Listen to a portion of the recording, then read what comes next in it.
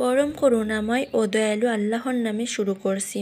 সূরা আলে ইমরান, বাংলা অর্থ, আয়াত সংখ্যা 127। কাফেরদের একদলকে নিশ্চিহ্ন করা অথবা তাদের লাঞ্ছিত করার জন্য যেন তারা নিরাশ হয়ে যায়। আয়াত সংখ্যা 128। আপনার করণীয় কিছু নেই। হয়তো তিনি তওবা গ্রহণ করবেন কিংবা শান্তি দেবেন, কেননা তারা জালিম। আয়াত সংখ্যা 129। আকাশমণ্ডল ও ভূমণ্ডলের সব কিছুই আল্লাহর নিয়ন্ত্রণে। তিনি যাকে ইচ্ছা ক্ষমা করেন, যাকে ইচ্ছা শাস্তি প্রদান করেন। নিশ্চয় আল্লাহ পরম ক্ষমাশীল দয়ালু। আয়াত সংখ্যা 130। হে লোকেরা, তোমরা যারা ঈমান এনেছ, তোমরা চক্রবৃদ্ধ হারে সুদ খেও না। আল্লাহকে ভয় করো, যেন তোমরা নাজাত পাও। আয়াত সংখ্যা 131। আর আগুনকে ভয় করো, যা প্রস্তুত করে রাখা হয়েছে কাফেরদের জন্য। আয়াত সংখ্যা 132। অনুগত করো আল্লাহ ও রাসূলের, যেন অনুগ্রহ প্রাপ্ত হও। আয়াত সংখ্যা 133।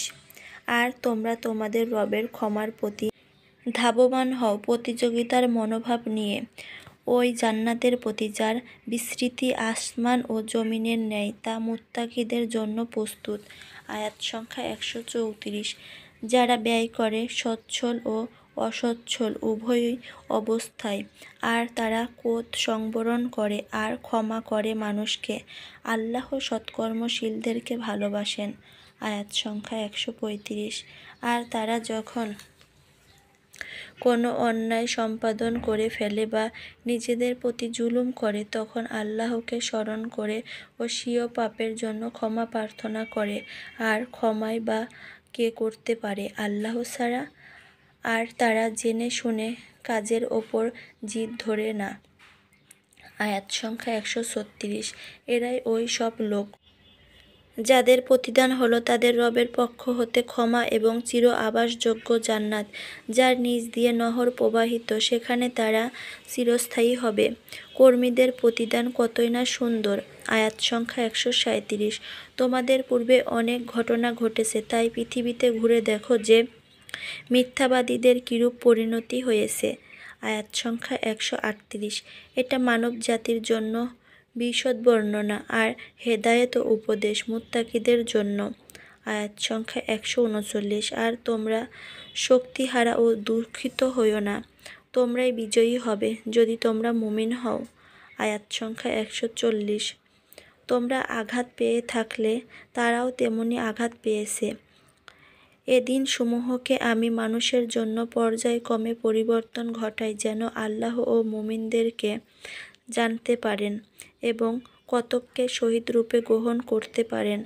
আল্লাহ জালিমদের ভালোবাসেন না। আয়াত সংখ্যা 141। যেন আল্লাহ মুমিনদেরকে বিশুদ্ধ করতে পারেন এবং নির্মূল করতে পারেন কাফেরদেরকে। আয়াত সংখ্যা 142। তোমরা কি জান্নাতে প্রবেশ করার ধারণা পোষণ করছ, অথচ আল্লাহ এখনও জানেননি তোমাদের মধ্য হতে কারা জিহাদ করেছে এবং কারা ধৈর্যশীল। আয়াত সংখ্যা 143। আর তোমরা তো মরণ কামনা করেছিলে মৃত্যু আসার পূর্বেই, এখন তোমরা তা স্পষ্ট প্রত্যক্ষ করছ। আয়াত সংখ্যা 145। আর মুহাম্মদ তো একজন রাসূল মাত্র, ইতঃপূর্বে অনেক রাসূল গত হয়ে গেছেন। যদি তিনি মৃত্যুবরণ করেন বা নিহত হন, তবে কি তোমরা পুনরায় পেছনে ফিরে যাবে? আর যে ফিরে যায় সে আল্লাহর কোনো ক্ষতি সাধন করতে পারবে না। আর যারা কৃতজ্ঞ, আল্লাহ তাদের পুরস্কৃত করেন।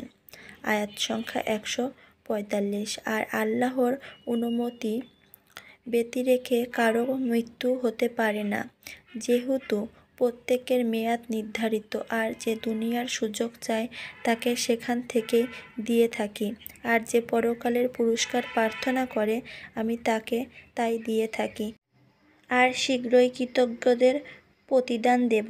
আয়াত সংখ্যা 146। কত নবীর সাথী হয়ে বহু আল্লাহ ওয়ালা যুদ্ধ করেছে, অতঃপর আল্লাহর পথে তাদের প্রতি বিপদ আসার পরও তারা না হীনবল হয়েছে আর না হয়েছে দুর্বল আর না নত হয়েছে।